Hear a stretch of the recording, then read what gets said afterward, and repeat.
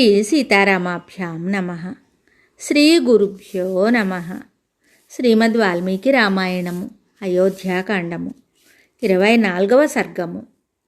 నన్నును నీ వెంట తీసుకొని పొమ్ము అని కౌసల్య శ్రీరాముని కోరుట.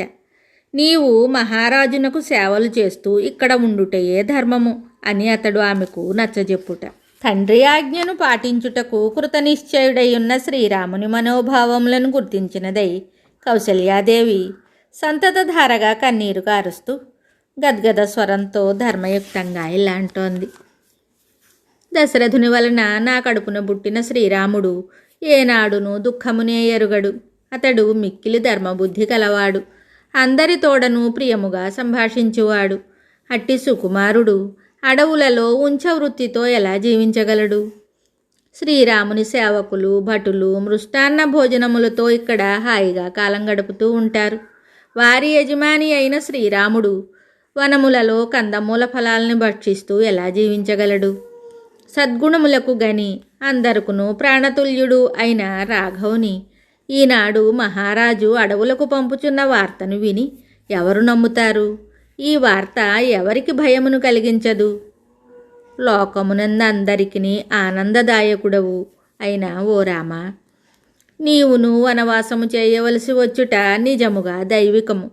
దీనిని బట్టి చూసినచో లోకమున ఎల్లరకును సుఖదుఖములను గూర్చుటలో తిరుగులేనట్టి దైవమే బలమైనదని స్పష్టమవుచున్నది.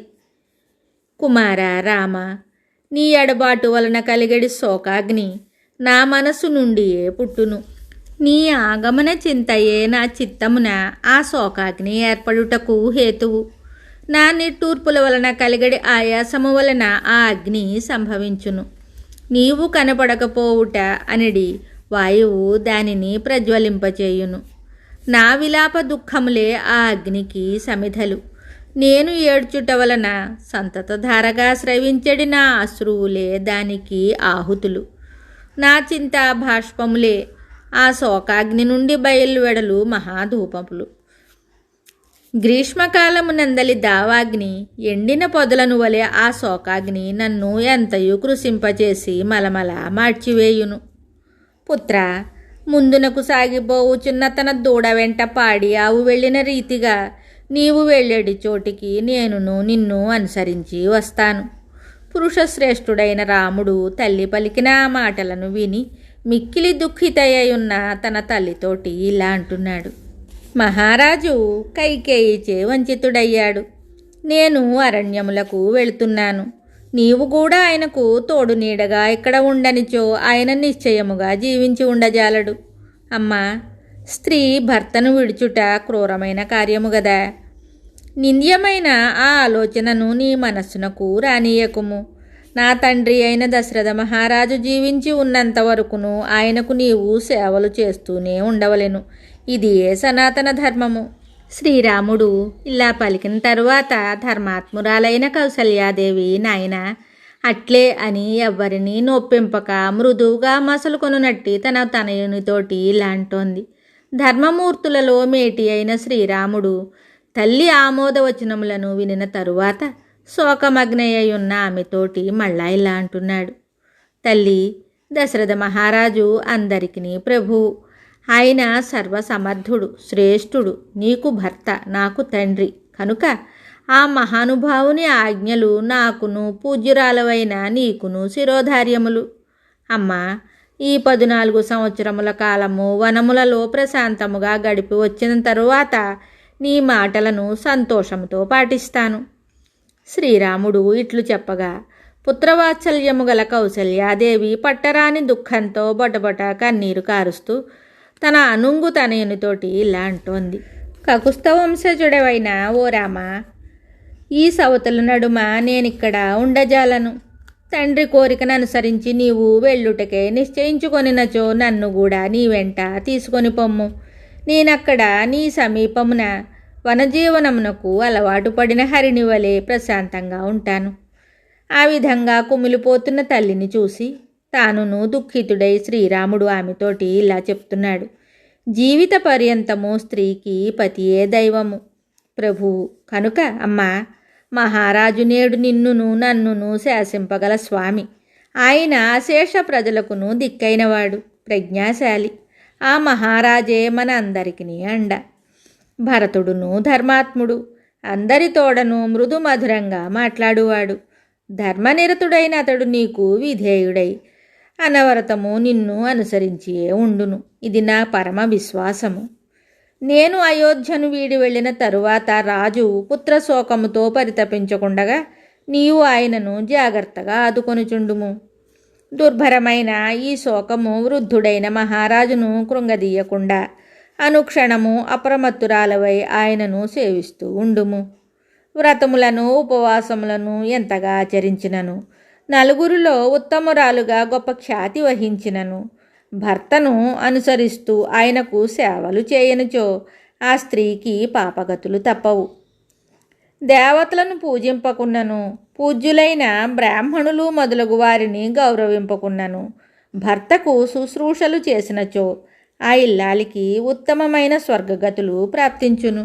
భర్తకు ప్రియమును హితమును గూరుస్తూ శ్రద్ధాసక్తులతో ఆయనను సేవించుటయే ప్రతి వనితకును కర్తవ్యము. ఇది సనాతన ధర్మము. ప్రాచీన కాలము నుండి ఇది లోకమున ఆచరింపబడుచున్నది. ఇది వేదవిహితము, శాస్త్రసమ్మతము. అమ్మా, నా క్షేమమునకై శాంతి హోమముల ద్వారా దేవతలను ఆరాధింపుము. గంధ పుష్పములతో బ్రాహ్మణోత్తములను పూజింపుము. తల్లి, నియమజీవనంతో సాత్వికాహార విధానములతో మసలుకొంచు పతిసేవాపరాయణవై కాలము గడుపుచుండుము. నేను వనవాసం ముగించుకొని తిరిగి వచ్చే వరకు ఓపికతో నిరీక్షిస్తూ ఉండుము. అమ్మా, ధార్మికులలో శ్రేష్ఠుడైన మహారాజు తన జీవితమును సుఖశాంతులతో గడుపునట్లు చూచుకొనుచుండుము. త్వరలో నా వనవాసము ముగించుకొని రానే వస్తాను. అప్పుడు నీకు పరమ సౌఖ్యము లబ్బును. శ్రీరాముని వినమ్ర వచనములను విన్న తరువాత పుత్రశోకార్తితోనున్న కౌసల్యాదేవి కన్నీరు మున్నీరుగా దుఃఖిస్తూ తన కుమారుడితోటి ఇలా అంటోంది. నాయనా, వనములకు తప్పక వెళ్ళి తీరవలయును అను దృఢ నిశ్చయము నుండి నిన్ను మరల్చుటకు నాకు శక్తి చాలకున్నది. వీరా, నిజముగా విధి నిర్ణయము అతిక్రమింపరానిది. కుమారా, సరే, జాగ్రత్తగా వెళ్ళిరమ్ము. నీకు శుభములు కలుగుగాక. నీవు సర్వసమర్థుడవు. నీవు వనముల నుండి క్షేమముగా మరలి వచ్చిన తరువాత గాని నా ఈ దుఃఖము చల్లారదు. ఓ శ్రీరామ, నీవు వనవాస వ్రతమును ముగించుకొని చరితార్థుడివై వచ్చినచో మిక్కిలి భాగ్యశాలివై తిరిగి నీవు తండ్రిని రుణ విముక్తిని గావించిన వాడవవుతావు.